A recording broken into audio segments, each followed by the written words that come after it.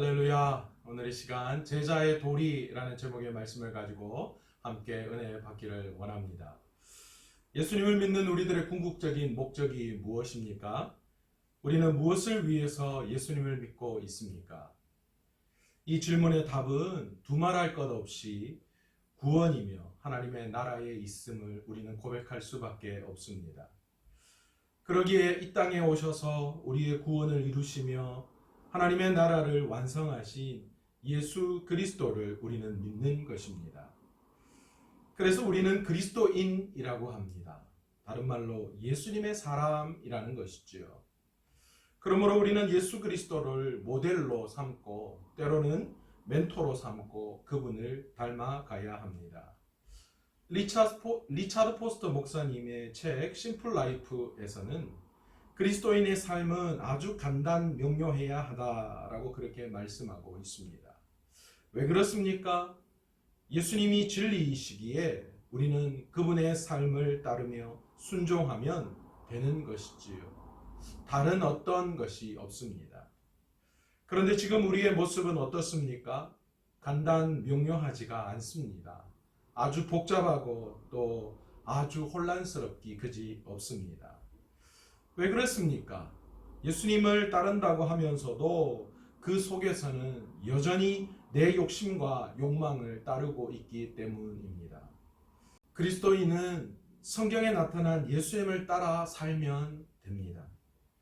그분의 생각, 인격, 언행, 영성, 무엇보다도 그분의 삶의 방식을 배우고 그대로 따라하면 됩니다. 그래서 우리는 예수님의 제자들이라고 합니다. 한국교회에서 가장 유명한 것이 제자훈련이죠. 한마디로 예수님의 제자를 만들겠다라는 것입니다. 왜 그렇습니까? 스승인 예수님을 본받아 살아가는 것이 그리스도인의 최종 삶의 목적이기 때문입니다. 예수님께서도 12제자를 택하시고 그들에게 복음 전파의 사명을 주셨습니다. 그리고 그들에게 이렇게 말씀하셨죠. 나를 따라오려거든 자기를 부인하고 자기 십자가를 지고 나를 따를 것이니라. 오늘 본문은 바로 예수님께서 제자들에게 예루살렘에 입성하기 전 자신을 따르는 제자들에게 귀중한 교훈을 주신 바로 예수님의 제자들이 어떤 삶을 살아야 하는가라는 것에 대한 말씀을 하신 대목입니다. 오늘 본문은 이때로부터라는 말로 시작하고 있습니다. 예수님께서 하나님의 나라를 전파하시기 시작하고부터 사람들의 이목이 집중되기 시작했습니다. 그런데다가 예수님께서 병을 고치시고 기적을 일으키시는 그런 모습을 본 많은 사람들의 반응이 이제 극에 달하게 되었습니다. 바로 그때 예수님께서는 사람들이 자신을 어떻게 생각하는지에 대해서 궁금하셨습니다. 그래서 제자들에게 사람들이 나를 누구라고 하느냐 그렇게 물어보셨습니다. 그런데 다들 예수님이 듣고 싶은 이야기를 하지 않았습니다. 그런데 바로 그때 예수님의 수제자인 베드로가 이 예수님의 질문에 무엇이라고 답을 했습니까?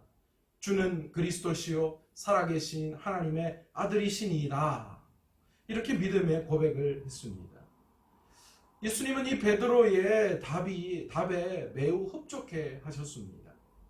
그러시면서 베드로에게 내가 복이 있도다 그렇게 말씀하시면서 세 가지 축복을 베드로에게 하셨습니다. 베드로 너 위에 교회를 세우겠다라는 축복을 하셨고 음부의 권세가 이기지 못하리라 말씀하셨고 천국의 열쇠를 내게 주리라 그렇게 축복하셨습니다. 참 부럽습니다. 베드로는 대답 한번 잘해서 엄청난 축복을 누렸던 사람입니다. 이 대답을 들으신 예수님께서 이제 하나님의 뜻이 무엇이며 자신이 십자가를 지시기 위해서 이 땅에 오셨다는 것을 말씀할 때가 되었다 그렇게 생각하셨습니다. 그래서 오늘 본문 이때로부터라는 말씀을 하시기 시작하면서 십자가에서 죽으시고 3일 만에 부활하실 것에 대해서 제자들에게 말씀하신 것입니다. 그런데 이게 웬일입니까? 그렇게 믿음 줬던 100점짜리 대답을 했던 베드로가 예수님의 이 말씀을 듣고는 뭐라고 답하고 있습니까? 항변하여 이르되 주여 그리 마옵소서, 이렇게 말하고 있습니다. 여기서 항변하다라는 뜻은 헬라어로 꾸짖다, 대들다, 이런 뜻이 포함되어져 있습니다. 좀 전까지만 해도 주는 그리스도시요 살아계신 하나님의 아들입니다, 이렇게 믿음을 고백했던 베드로가 예수님의 말씀을 듣고 지금 성질을 내고 예수님에게 따지고 들고 있는 것입니다. 왜? 무엇 때문에 베드로가 이렇게 예수님께 성질을 내며 따지는 것일까요? 생각의 차이, 비전의 차이 때문이었습니다. 베드로는 3년 동안 예수님을 따라다니면서 자기만의 꿈, 자기만의 비전을 키워왔습니다. 유대인의 왕으로 오신 예수님께서 이제 곧 예루살렘으로 입성하시면 로마로부터 유대인들을 해방시켜 주실 것이며, 더 나아가서 다윗의 왕권을 다시 회복시켜 주셔서 유대인의 왕이 될 것이고, 자신의 삶의 변화, 어쩌면 화려한 예루살렘 상류 사회를 꿈꾸었는지도 모릅니다. 그런데 지금 예수님께서 이 베드로의 비전에 찬물을 끼얹었던 것입니다. 예수님께서 그냥 힘없이 당시 종교 지도자들과 로마의 군대에 의해서 잡히시고 고난당하시고 십자가에서 죽으실 것이다 라고 말씀하심에 따라서 베드로는 열이 날 수밖에 없었습니다. 남자가 말이야, 칼을 뽑았으면 무엇라도 썰어야지, 지금 예수님 뭐하고 계시는 것입니까? 베드로의 마음속에는 이런 마음이 있었습니다. 이런 모습을 본 예수님께서 베드로에게 뭐라고 말씀하십니까? 사단아, 뇌 뒤로 물러가라. 너는 나를 넘어지게 하는 자로다. 내가 하나님의 일을 생각하지 아니하고 도리어 사람의 일을 생각하는 도다. 그렇게 말씀하셨습니다. 여러분, 동상이몽이라는 사자성어를 아시지요? 한자리에서 같이 자면서도 서로 다른 꿈을 꾼다라는 뜻으로 겉으로는 같이 행동하면서 속으로는 각기 딴 생각을 하는 것을 비유적으로 이르는 말입니다. 지금 베드로가 예수님에 대해서 동상이몽을 가지고 있는 것입니다. 예수님의 생각은 무엇입니까? 하나님의 일, 하나님의 나라를 위한 일을 꿈꾸고 있습니다. 다시 말해서 십자가를 통해서 죄인을 구원하시고 그것을 통해서 하나님의 나라를 세우시는 것입니다. 그런데 베드로는 무엇을 생각합니까? 똑같이 따라다니며 행동을 하는데, 베드로는 로마로부터 유대인을 무력으로 해방시키고 다윗의 왕권을 회복시키셔서 세상을 통치하는 것이었습니다. 예수님의 뜻은 하늘에 있고 생명에 있었지만 베드로의 뜻은 땅에 있고 세상의 가치에 있었습니다. 혹 저와 여러분이 예수님을 믿는다고 하면서 지금 예수님과 동상이몽을 가지고 있지는 않으십니까? 예수님께서는 하나님의 뜻을 두고 영혼을 살리는 일, 하늘의 가치를 두고 계시는데, 지금 우리는 내 욕심과 욕망에 사로잡혀서 세상의 가치를 두고 있지는 않으십니까? 더 나아가서 우리는 예수님을 이런 내 욕심과 욕망을 이루어내는 것에 이용하고 있지는 않으십니까? 매일 그냥 예수님은 하늘에서 땅으로 끄집어 내리려고 하는 우리의 모습을 볼 수 있습니다. 내가 하늘의 뜻을 두고 하늘에 갈 생각을 해야지, 이미 이 땅에 인간의 모습으로 오셔서 하나님의 일을 이루시고 하늘에 올라가신 예수님을 우리는 자꾸만 땅에 끌어내려서 우리 마음대로 조정하고 이용하려고 하는 우리의 얄팍한 생각이 우리의 신앙 안에 자리 잡고 있다라는 것입니다. 이 땅에 인간의 모습으로 오신 예수님의 삶의 목적은 하나님의 일에 있었고, 그 하나님의 일을 성경은 무엇라고 말씀하고 계시느냐 하면 인자가 온 것은 잃어버린 양을 찾아 구원하려 오심이라 그렇게 말씀하고 있습니다. 그렇다면 오늘 제자 훈련 받아서 예수님의 제자가 되기를 소원하는 우리들은 어떤 삶을 살아가야 할까요?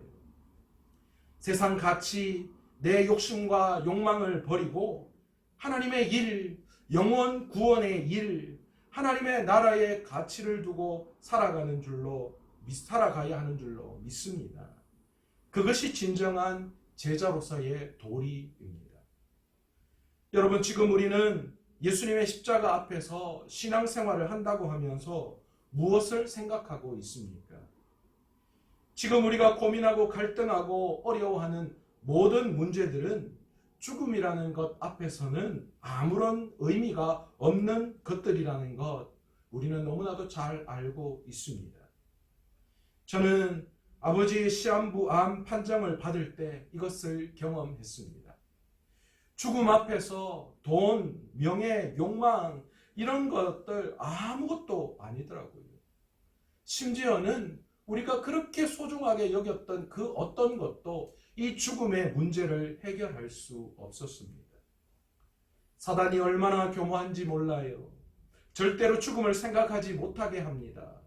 자꾸만 우리의 삶에 죽음이 멀리 있는 것처럼 생각들게 합니다. 그래서 하나님의 일보다 세상의 일이 더 중요하고 급하게 보이게 합니다. 그런데 그 끝은 고난이고 절망이며 사망임을 우리는 반드시 깨달아야 합니다. 베드로가 세상의 일을 생각할 때는 예수님의 십자가 죽음에 항변했습니다. 그러나 그가 하나님의 일을 생각할 때에 그는 십자가에서 거꾸로 매달려 순교당하는 그런 놀라운 일을 감당했던 사람이 되었습니다. 바울도 마찬가지입니다. 바울이 세상의 일을 생각할 때에는 예수님을 믿는 자들을 핍박하는 자였지만 그러나 그가 하나님의 일을 생각할 때에 그는 예수님을 위해서 세상의 모든 것들을 배설물로 여겼으며 또한 주님을 위해서 핍박당하는 자로 살아가게 되었던 것입니다. 예수님께서는 베드로에게 23절에 이렇게 말씀하셨습니다. 사단아 물러가라. 내가 하나님의 일을 생각하지 않고 사람의 일을 생각하는도다.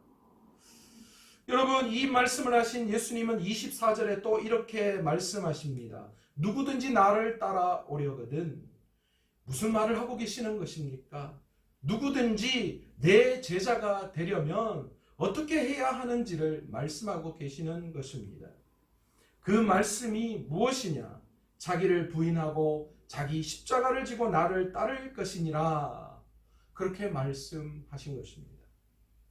진정한 제자의 도리, 즉 제자도에 대해서 말씀하고자 하셨던 것입니다. 그렇다면 진정한 제자의 도리, 그것이 무엇일까요? 첫 번째, 그것에 대해서 예수님은 자기를 부인해야 진정한 제자다, 그렇게 말씀하고 있으십니다. 여러분, 자기를 부인한다라는 말은 무슨 말입니까? 나는 내가 아니다, 그렇게 말하는 것, 그게 자기 부인입니까? 아닙니다. 성경에서 말하는 부인한다라는 말은 어떤 사실을 인정하지 않는다라는 말입니다.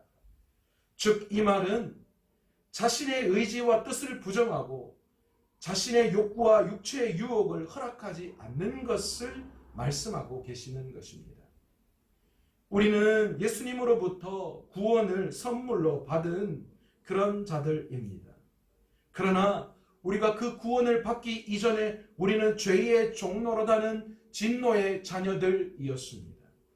그래서 우리는 죄의 종노릇하며 내 욕망대로 마음에 원하는 바를 행하며 살았던 사람들입니다. 그러나 이제 그리스도로부터 구원을 선물 받은 그런 우리들은 이제 더 이상 죄의 종노릇하고 사단의 이 모든 관계를 청산해야만 합니다. 이것이 예수님이 말씀하시는 자기 부인입니다. 예수님의 진정한 제자로 살기를 원한다면 단호히 우리는 육체의 죄된 유혹과 의지를 거절하고 예수님에 대하여서는 매 순간 예스라고 답할 수 있어야 하며 세상과 자신에 대해서는 날마다 그 어떤 순간에도 노라는 삶을 선택해야 하는 것이지요. 내 삶을 지배하는 나를 버리고 하나님을 내 삶의 지배자로, 더 나아가서 하나님을 내 삶의 열정으로 삼으시는 진정한 제자가 되는 저와 여러분 되시기를 간절히 축원합니다. 신앙은 바로 이러한 자기 부인으로부터 시작됩니다. 이것은 결코 높은 수준의 신앙인들이 도달해야 될 목표가 아닙니다. 두 번째 진정한 제자로서의 도리는 무엇인가 하면 자기 십자가를 지는 사람을 말하고 있습니다. 자기 십자가를 진다는 것은 희생을 말하는 것입니다. 이제 총선이 얼마 남지 않았는데 정치인들은 희생을 말하면서 그들이 이야기하는 그 희생은 희생을 통한 입신양면을 말하는 것입니다. 우리도 때로는 십자가를 지겠다라고 말하지만 그 십자가의 희생은 스스로의 실수나 죄에 대한 책임에 불과할 때가 많습니다. 폭탄을 들고 불구덩이로 들어가면 당연히 어떻게 될까요? 터질 수밖에 없습니다. 그러면서 하나님께는 뭐라고 이야기합니까? 나한테만 왜 이러세요? 이렇게 이야기할 때가 있습니다. 또 그러면서도 좋다, 내가 십자가를 지겠다, 이렇게 생각합니다. 그런데 여러분, 이 생각은 잘못된 것입니다. 그것은 진정한 십자가를 지는 삶으로 보기 힘듭니다. 그거는 죄에 대한 대가를 지불하는 것에 불과합니다. 때로는 우리의 환경들을 보면서 내가 져야 할 십자가로 착각할 때가 많이 있습니다. 사고치고 말 안 듣는 자식을 보고 부모는 이렇게 기도합니다. 주님, 저 자식이 저에게 십자가입니다. 때로는 예수 믿지 않는 남편을 보고 또 자기 뜻대로 하는 남편을 보면서 저 왼수, 주님, 저 왼수를 내가 십자가로 알고 믿음으로 기도합니다. 이렇게 말합니다. 그런데 여러분, 아닙니다. 여러분, 내 삶 앞에 놓여있는 장애물, 좋지 않은 환경이 또한 내 삶의 인간관계에서의 문제가 내 십자가라고 생각하는데 여러분, 그것은 잘못된 생각입니다. 이것은 예수님이 말씀하시는 십자가가 결코 아닙니다. 예수님께서 말씀하시는 진정한 십자가는 세상적 방식을 통한 하나님의 나라의 실현을 포기함으로 발생하는 모든 불이익과 희생을 감수하는 것을 의미하는 것입니다. 예수님의 제자로서 믿음과 삶의 방식 때문에 세상에서 손해보고 모욕을 당하고 희생을 당하는 모든 것을 예수님께서는 자기의 십자가다, 그렇게 말씀하고 계십니다. 저는 이번 코로나 사태를 보면서 국민적 영웅들이 많이 등장하는 것을 보았습니다. 엄마와 딸이 간호사인데 대구와 경북 지역의 어려운 그런 소식을 듣고 의료 지원을 가시는 것을 보면서 감동할 수밖에 없었습니다. 보이지는 않지만 어떻게 내가 도와야 하는지를 생각하고 도움의 손길을 주시는 많은 분들이 이번 코로나19 사태를 통하여 우리는 바라보게 됩니다. 어쩌면 그들이 진정한 이 코로나 사태의 영웅들입니다. 세상 사람들도 위기의 순간에 서로 나누고 섬기고 살아갑니다. 왜 이들이 자기를 희생하면서 자기에게 어떤 일이 일어날지 모르지만 그럼에도 불구하고 그 희생을 각오하고 그렇게 코로나 지역으로 달려갈 수 있었을까요? 세상 속에서 나누며 섬기고 받는 어려움들이 이들에게 기쁨이고 영광이며 보람으로 여기기 때문입니다. 하물며 세상 사람들도 세상의 가치 속에서 이렇게 희생을 통해서 기쁨과 보람을 찾는데 진정한 그리스도의 제자로서 십자가의 빚진 자인 우리는 어떤 삶을 살아가는 것이 하나님을 기쁘시게 하는 제자로서의 삶일까요? 복음을 위해서, 생명을 살리는 일을 위해서 희생을 각오하십시오. 예수님은 그것을 우리가 짊어져야 할 십자가로 생각하십니다. 예수님을 사랑하고 이웃을 예수님의 사랑으로 사랑하십시오. 이를 위해서 희생을 각오하십시오. 예수님은 그것을 십자가로 여기실 것입니다. 예배를 위해서, 교회를 위해서, 내게 주어진 하나님의 사명을 위해서 희생을 각오하시기를 원합니다. 예수님은 그것을 십자가로 여기시고 27절에 행한 대로 갚아 주실 줄로 믿습니다. 이렇게 십자가를 지는 삶은 우리에게 결코 반갑거나 기쁜 일이 아닌 것이 사실입니다. 그럼에도 예수님께서는 자기들에게 왜 자신처럼 자기 십자가를 지라 그렇게 말씀하고 계시는 것일까요?